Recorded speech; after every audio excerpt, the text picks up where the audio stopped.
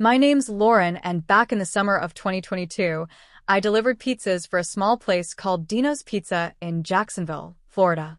It wasn't glamorous, but the tips were decent enough to keep my bills paid. Most shifts were routine. Same houses, same apartments, same bored customers. After a while, faces blend together and addresses turn into familiar stops. But then you get those deliveries, the ones that make you second-guess why you ever signed up for the job. It was early August, sticky and hot even at midnight. My shift had run late because we'd gotten slammed with orders. By 11:30, I was tired and sweaty, hoping each ticket would be the last. I was finishing up my shift when one of the younger girls, Emma, asked if I could drop her off after work. She didn't have a car, and I didn't mind helping out. As we drove, she asked if she could tag along for my last few deliveries. Honestly, I welcomed the company and told her, sure. My last delivery ticket popped up on the screen around 11:50 p.m. The address was on East 19th Street, deep into the rougher side of town. I delivered in that area once or twice before, and usually regretted it. Dim streetlights, rundown houses, and sidewalks littered with garbage. But at this point, I was too exhausted to care. We pulled on to East 19th Street at around midnight. Half the houses had their lights off, and the others had boarded up windows or chained fences. I slowed down, double-checking the GPS. The destination was a small single-story house tucked behind overgrown hedges. It had chipped white paint, a sagging porch, and a single flickering porch light. I pulled my car up close to the curb and told Emma to wait while I made the drop. She nodded, scrolling through her phone. Grabbing the pizza box, I walked up the cracked driveway. Each step I took felt heavy, like my body was trying to warn me, but I pushed the thought away. I'd done hundreds of these deliveries. How bad could this be? I knocked twice. A minute passed, then I heard footsteps inside. When the door opened, I was face to face with a man who looked about 40. He had messy, greasy hair, bloodshot eyes, and was standing there in nothing but dirty boxers. Immediately, my stomach tightened. He looked at the pizza box and back at me. Hey, can you just bring it inside and set it on the table? My hands are full. He held up one empty hand, the other hidden behind the door frame.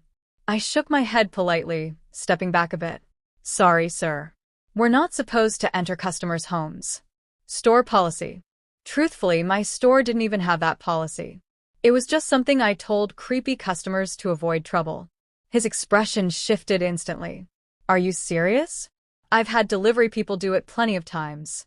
Just come in and set it down. I held the pizza box tighter. Sorry, I can't. His voice dropped lower. I said, bring it in. I froze, sensing something seriously off. He stepped forward suddenly, reaching out and grabbing my wrist tightly. The pizza box fell onto the porch, cheese spilling onto the old wooden floorboards. Let go. I shouted, pulling back. But he was stronger, dragging me toward the doorway. My heart raced, panic setting in. I felt completely powerless. His grip was tight, painful, pulling me closer into his dark house. From behind me came the sudden, loud blast of a car horn, sharp and desperate. Emma had jumped into the driver's seat, laying on the horn repeatedly, headlights flashing. The man startled, loosening his grip enough for me to tear my wrist free. I stumbled backward, nearly tripping down the steps as I bolted toward my car. My whole body shook uncontrollably. I scrambled inside, slamming the door shut. Go, go. I screamed. Emma quickly climbed back over the passenger seat, and I threw the car into drive, tires squealing against asphalt. We sped off, leaving the house and the pizza behind. Emma was pale, asking repeatedly if I was okay, but all I could do was grip the steering wheel and try not to break down. My wrist still burned from where he'd grabbed me. When we got back to Dino's, my manager called the police. Officers took statements and drove back out to East 19th Street. The man was long gone by then. Neighbors said no one had lived there for months. The next day, I quit Dino's Pizza. The manager understood. Emma stayed on for a bit longer, but she told me deliveries never felt the same. As for the house on East 19th Street, police found it completely empty.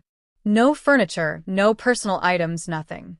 Just a dirty mattress, garbage everywhere, and the spilled pizza I dropped on the porch. They never tracked the guy down. No records matched anyone fitting his description living there. And the property owner said the house had been vacant and waiting for demolition since April.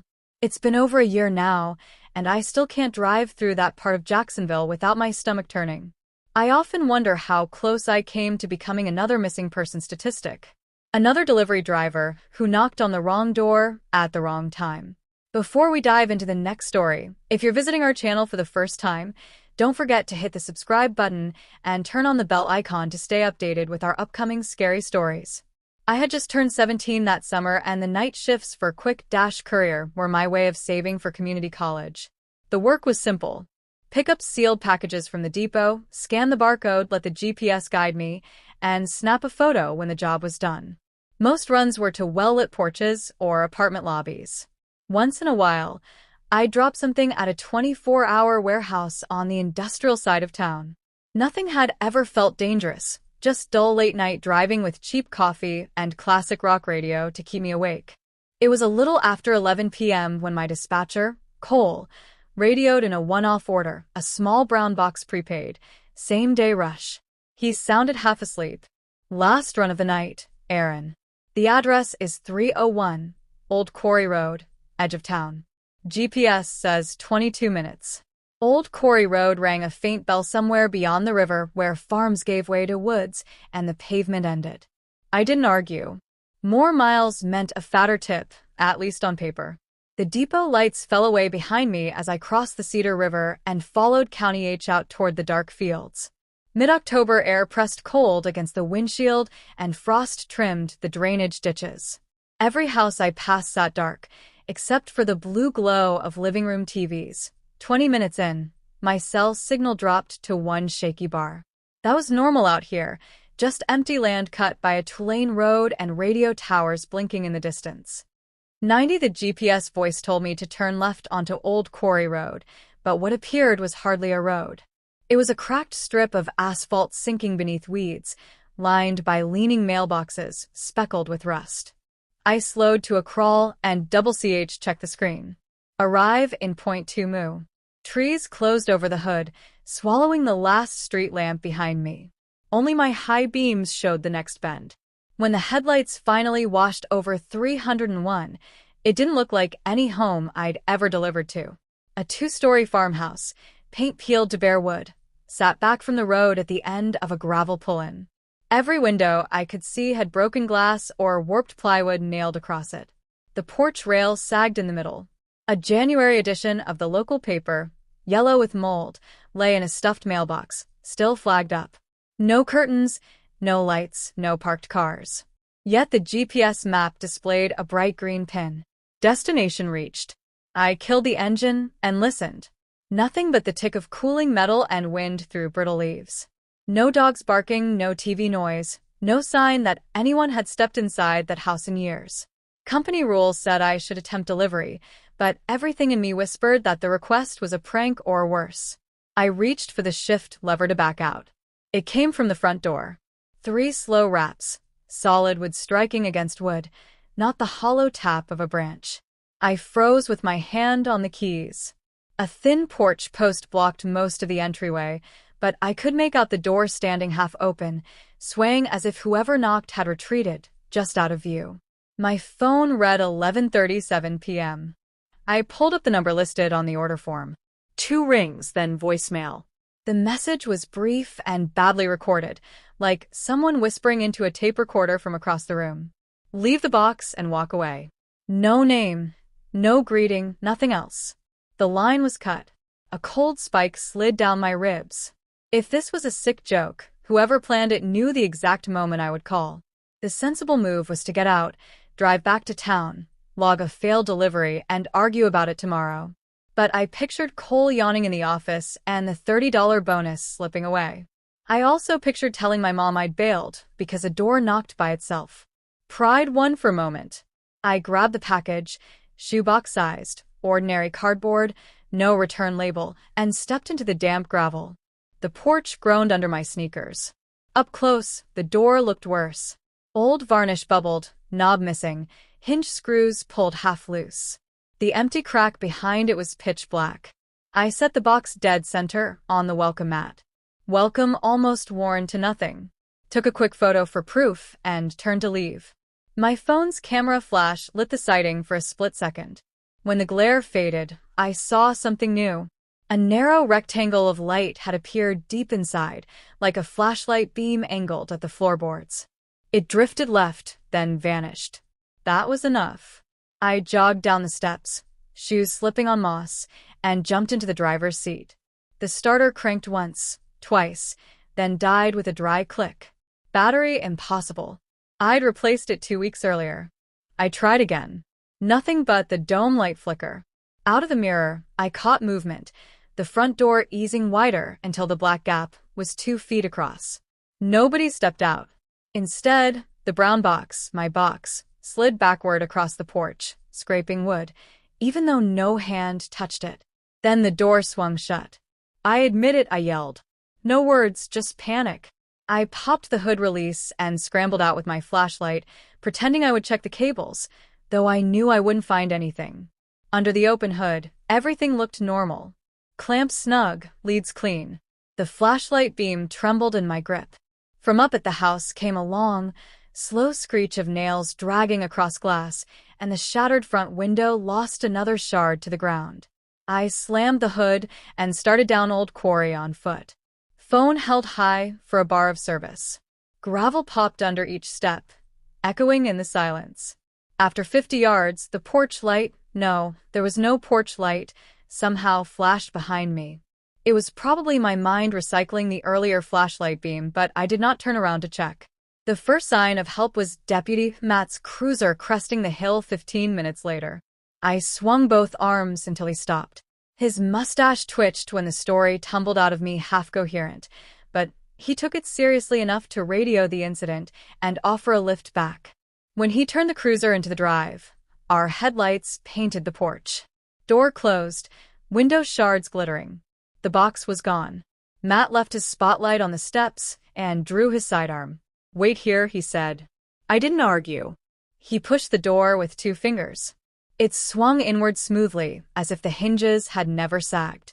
His flashlight bobbed over empty floors, peeling wallpaper and mounds of tea-colored insulation. I caught a whiff of rot rolling from the opening. Then, "Clear downstairs," he muttered into his radio. Checking the second floor, minutes crawled. Wind rattled the gutter, but nothing else moved. Finally, Matt emerged, face pale in the beam. "No power, no furniture, no one inside," he said. "The only thing I found is this loom." He held up a Polaroid photo sealed in a sandwich bag. The picture showed the porch in daylight. Boards less warped, but still weary. On the mat sat a different cardboard box. Under it, a date scratched in pen. FTH April 2018. The same day, an article later confirmed that the Baker family disappeared from Cedar Rapids without a trace. Back at the station, detectives dug up records. 301 Old Quarry had been condemned 3 years earlier. Utilities cut. Property tied up in probate. Delivery companies blacklisted the address after several prank orders in 2020. Why Quick Dash's system let tonight's job through is anyone's guess. I drove home in a loner van near dawn, sleep-deprived and wired, telling myself it was too strange to fear anymore. By noon, curiosity beat exhaustion, and I opened my laptop. A simple search showed someone had posted free stuff, porch pickup only ads using the same address for months. The listings all vanished after a few hours. No seller replies. Each ad ended with the same line: "Leave the box and walk away." I closed the lid and tried to forget. Weeks passed. Halloween came and went, cold and quiet. I stopped working night shift, switched to afternoons, and started carrying a cheap tire iron under the seat. December 6th hit with sleet and early darkness. I got home from school, dumped my backpack, and stepped onto the porch for the mail. A package rested against the door. No tape, no label, just plain brown cardboard the size of my shoe. My stomach folded in on itself. There was a note tucked under the twine. "Thank you for your delivery, Aaron. Here's our photo. Thought you should keep it." 301. Inside the box lay the same Polaroid deputy Matt had shown me, Only now a second picture clung to it with aging scotch tape. The new shot froze me. It was taken from the darkness of 301's front hall, aimed through the half-open door at a teenage courier standing on the porch. The flash lit his branded jacket, my jacket, and the barcode scanner in his hand. My own eyes stared back, startled and unaware from less than a month earlier. I called Matt. The evidence techs bagged the photos, dusted the cardboard, and found no prints. They promised extra patrols near my place, but admitted they had no idea who was behind it. The case went cold before Christmas. I graduated the next spring, left for Des Moines, and tried to bury the memory in freshman homework and dorm noise. Yet, every few weeks, I wake from a half-dream of gravel underfoot and hear that voicemail breathe against my ear. Leave the box and walk away. And I wonder what might have happened if hadn't. I'm Marcus, and for 4 long years I drove hot pies through the east side of Cleveland. People tip better when you show up at their door in the rain, so I put up with cracked streets, burned-out lamps, and the constant smell of wet trash. Most nights were a blur of stop signs and porch lights. But every driver carries one shift that sticks like a bad stain. This is mine. It was a Thursday near the end of October, just before we shut the ovens down. The phone rang and our cashier, Tina, gave me a look that meant trouble. Whoever was on the line wanted 2 meat lovers and a pair of sodas delivered in cash to a lane I knew did not exist. Tina told the caller the street wasn't on any map. The voice hesitated, then swapped the order to Milverton Road, a strip of half-empty duplexes farther out. The new address was in the dead zone where 2 drivers had been mugged earlier that month. I felt a knot in my gut and asked Devin, our line cook, to ride along. Devin is the kind of guy who makes a steel rolling pin look like a toy. While he wiped flour from his hands, he pulled a 6-foot metal dowel from behind the prep table. He called it a dough rod, but I'd seen him swing it at stray dogs that got too close to the dumpsters. I dug an old exhaust pipe from my trunk, and we rolled out. Windows cracked just enough to keep the pizza smell inside the car. The closer we came to Milverton, the thinner the night sounded. No traffic, no music floating from porches, only the ticking of my turn signal and Devin's dowel tapping the floorboard. We finally slowed in front of a dull greenhouse with sagging gutters. No porch lamp burned, only a bulb screwed into a cracked fixture. I killed the engine but left the headlights on Devin. He stepped out and leaned against the fender, the metal rod resting on one boot like a warning sign. I grabbed the insulated sleeve and walked up the path, watching the dark windows breathe my reflection back. When I reached the top step, I lifted my hand to knock. Before knuckles met wood, the porch bulb blinked on, then cut out. I stood in the dark with pizza steam fogging my glasses. I knocked twice. No answer. The bulb flashed again, 2 quick flickers, then darkness swallowed the doorway. I sensed Devin shifting behind me, his rod ringing once on the pavement. I tried one last knock. The bulb spasmed in a wild stutter, and the door chain rattled. A heavy man in worn boxers cracked the door just enough to show a patch of chest hair and a hospital wristband. He didn't blink. I told him the price. He squinted, said he never ordered, and shoved the door shut before I could speak again. A deadbolt slid home, like a final word. I let out a breath and stepped back, thinking the prank was over. Movement caught my side vision. Across the street, an overgrown playground sat in the shadows. Between the swings and the bushes stood 4 figures in dark hoodies, still as lampposts. One of them raised a hand. A thin metal line glimmered under the streetlight. Maybe a pipe, maybe worse. They weren't looking at the house. They were looking at me up on the porch. My fingers clenched the pizza sleeve until grease stained the cardboard. I backed down the steps slowly, never swinging my eyes off the line of hoods. Devin lifted the dowel and angled it like he was holding a flag, daring them to cross the yellow glare of my headlights. No one moved. The air felt packed with waiting. I slipped behind the wheel and slammed the door. Devin slid in beside me, shutting his door with a shake of the whole car. I hit the lock button and shoved the shifter into drive. Tires chirped on the blacktop.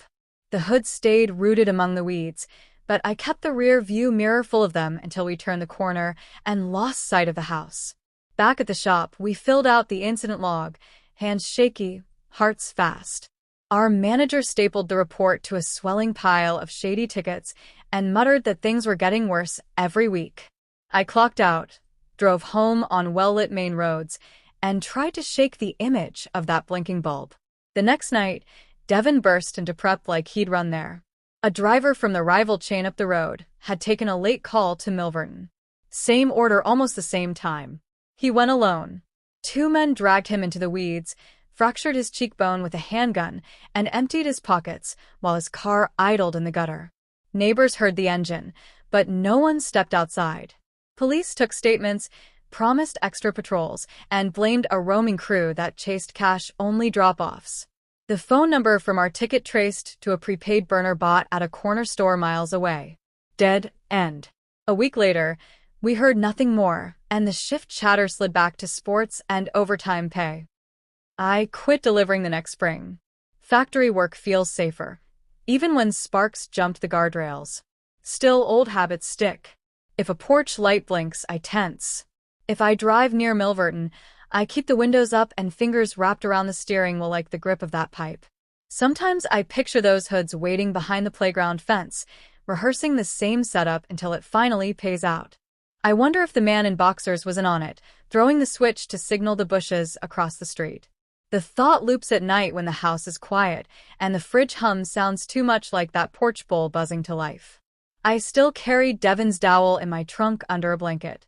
Rust creeping along the edges. Maybe it is useless weight. Maybe it lets me sleep. Either way, when I see a delivery car slow in a dark neighborhood, I tap the brake and whisper a warning to nobody. Then I drive on, telling myself the driver knows the risks. Telling myself the porch light is just a light and not a signal. Though part of me knows better because out there a phone rings, an address changes, and someone hungry for tips says yes, thinking the worst part of the night will be lukewarm pizza. And on a street with half its lamps burned out, a bulb still flickers, waiting for the next knock.